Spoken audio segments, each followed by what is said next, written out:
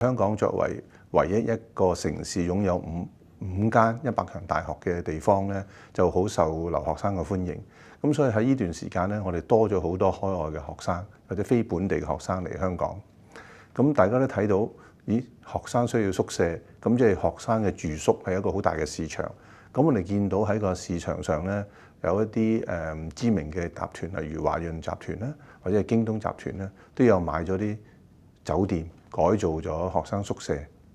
咁呢個正正係配合咗香港發展呢個教育產業，北都大學區啦，由大學城變個大學區啦，而家已經。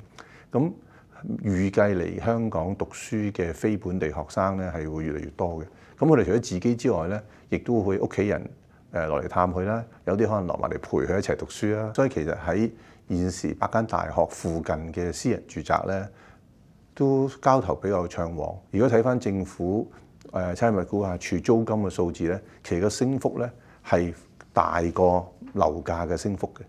咁所以正正睇到就係我哋嘅租賃市場咧，比買賣市場更加活躍。咁呢個好大程度上咧，受到香港政府大力推動嘅留學香港品牌呢個運動嘅影響咧。最簡單嘅就係增加供應。